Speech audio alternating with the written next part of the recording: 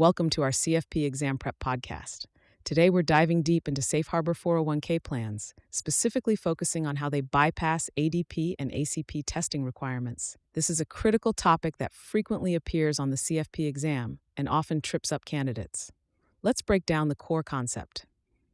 A Safe Harbor 401k is a special type of retirement plan that automatically passes non-discrimination testing by providing specific employer contributions that are immediately vested. Think of it as a fast pass at an amusement park. You're paying extra to skip the line, or in this case, the employer is making mandatory contributions to avoid complex testing requirements. The key components of a Safe Harbor 401k include either matching or non-elective contributions.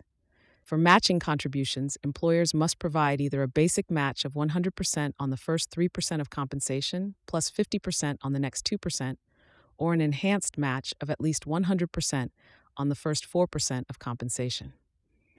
Alternatively, employers can make a non-elective contribution of at least 3% of compensation for all eligible employees, regardless of whether they contribute to the plan.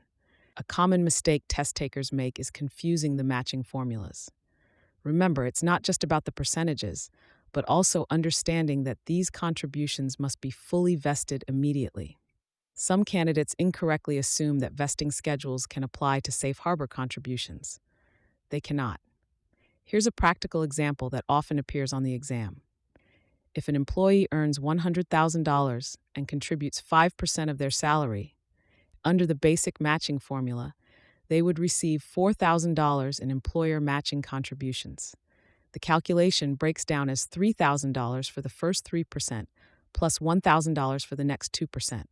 The enhanced match would provide $4,000 on the first 4% of contributions. Another critical detail that trips up test takers involves timing requirements.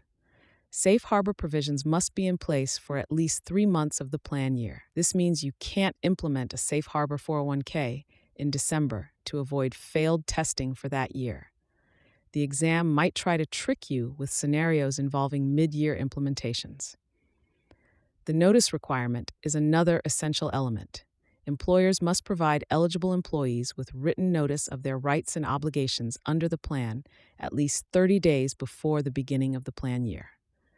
Missing this requirement is a serious compliance issue that often appears in exam questions. When studying this topic, focus on understanding why employers might choose a safe harbor design.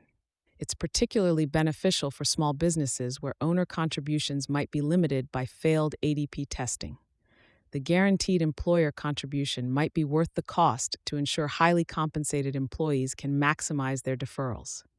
Remember these key testing points. Safe Harbor 401ks automatically satisfy ADP testing for elective deferrals and ACP testing for matching contributions. However, they don't automatically pass other non-discrimination requirements, like coverage testing or top-heavy testing, though the Safe Harbor contributions do count towards satisfying top-heavy minimum contribution requirements. Finally, be prepared to analyze scenarios where a safe harbor design might not be the best choice.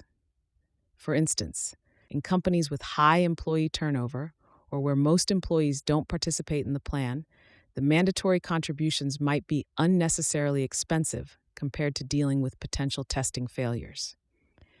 These concepts are fundamental to understanding qualified retirement plans and are crucial for success on the CFP exam. Make sure you can explain the different contribution formulas and understand both the benefits and limitations of safe harbor provisions.